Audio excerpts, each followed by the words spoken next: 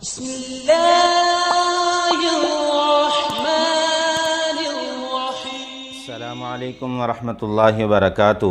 ان الحمد للہ نحمده ونستعینه ونستغفره اما بعد اعوذ باللہ من الشیطان الرجیم بسم اللہ الرحمن الرحیم۔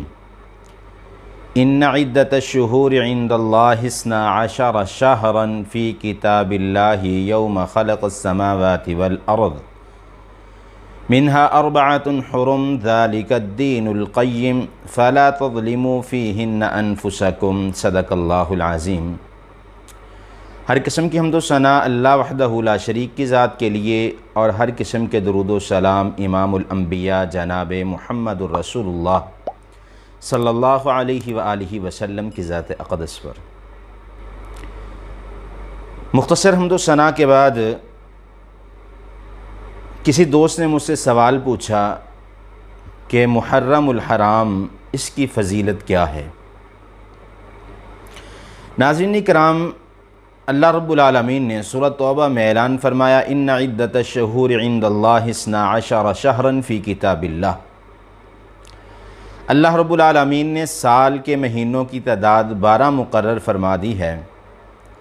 یوم خلق السماوات والارض، جس دن زمین اور آسمان کو پیدا فرمایا، منہا 4 حرم، ان میں سے 4 مہینے حرمت والے ہیں۔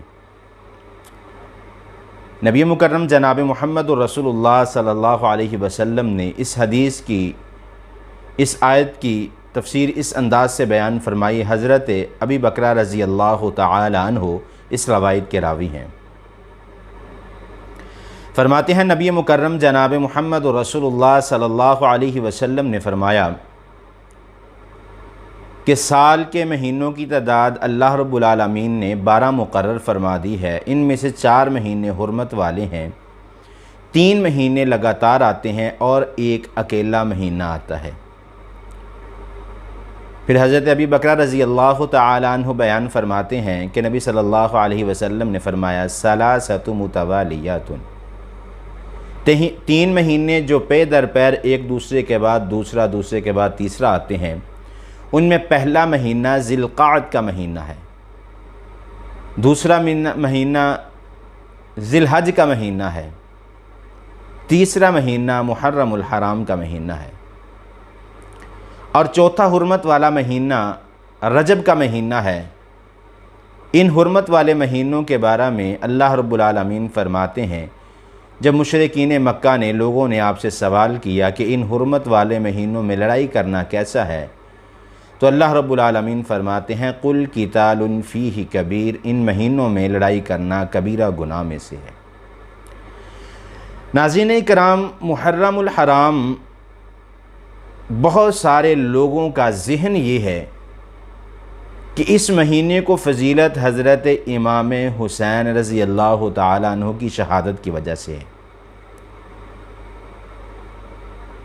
محرم کے حرمت والے مہینے کا پس منظر یہ ہے کہ یوم خلق السماوات والارض، ان مہینوں کو جس دن اللہ پاک نے زمین اور آسمان کو پیدا فرمایا تھا، اسی دن سے حرمت والا بنا دیا تھا۔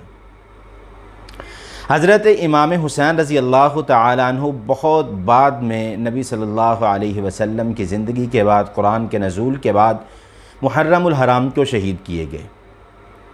لیکن محرم الحرام چند چیزوں کی وجہ سے اہمیت کا حامل ہے۔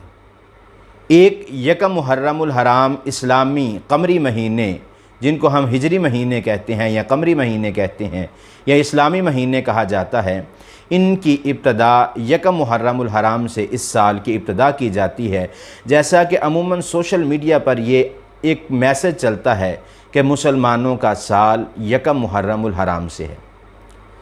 ناظرین اکرام، محرم الحرام میں مسلمانوں کی تکلیف کے بہت سارے واقعات، جن میں سرفہرست جو ہیں وہ حضرت عمر فاروق رضی اللہ تعالی عنہ، جو خلیفہ ثانی ہیں، امیر المومنین تھے۔ حضرت عمر فاروق رضی اللہ تعالی عنہ کی سیرت ایک مسلمان کے لیے اس پر عمل کرنا انتہائی ضروری ہے، کیونکہ حضرت عمر فاروق نے وہ عدل و انصاف کی مثال کو قائم کر دیا جو رہتی دنیا تک باقی رہے گی۔ اس عدل و انصاف کی جو حضرت عمر فاروق نے قائم کی، ان کو انگریز غیر مسلم بھی مانتا ہے اور اسے اپنی زندگی کا حصہ بناتے ہوئے اپنا چکا ہے۔ یکم محرم الحرام کو حضرت عمر فاروق رضی اللہ تعالی عنہ نے شہادت پائی۔ حضرت عمر فاروق کا شہادت کا مختصر پس منظر ابو لؤلؤ فروزی نے جب حضرت عمر فاروق کو نماز میں کھنجر مارا، فجر کی نماز تھی، تو آپ کے پیٹ کی آنتیں کٹ چکی تھی، آپ جو کھاتے تھے اس زخم کے ذریعے باہر آ جاتا تھا، 7 دن تک زندہ رہے اور یکم محرم الحرام کو شہادت پا گئے۔ ایک تو مسلمانوں کے لیے غم کی یہ وجہ ہے۔ دوسرے نمبر پر 10 محرم الحرام حضرت امام حسین نواسہ رسول جنت میں نوجوانوں کے سردار کو شہید کر دیا گیا۔ یہ 2 اہم واقعات ہیں جو محرم میں مسلمانوں کے لیے تکلیف کا سبب بنتے ہیں، دکھ کا سبب بنتے ہیں۔ لیکن جو محرم کا مہینہ، اس کی حرمت جو ہے وہ اللہ رب العالمین نے اس سے قبل ہی اس کائنات کو بناتے ہوئے اللہ پاک نے اس کی حرمت کو قائم کیا تھا۔ اور 10 محرم الحرام کو حضرت آدم کی پیدائش سے لے کر حضرت نوح علیہ السلام کا کشتی کا رک جانا، حضرت موسیٰ علیہ السلام کو نجات ملنا، فرعون کو غرق کرنا، اس طرح کے بے شمار بڑے بڑے جو واقعات ہیں وہ 10 محرم الحرام کو رونما ہوئے۔ اور یہاں پر ایک بات میں عرض کرنا چاہوں گا، بہت سارے لوگوں نے یہ سوال کیا تھا کہ کیا نئے سال کی مبارک دینا کیسا ہے؟ ناظرین کرام، نئے سال کی مبارک دینا کسی بھی شرعی عمل سے ثابت نہیں، کسی نبی صلی اللہ علیہ وسلم کے طریقہ سے ثابت نہیں۔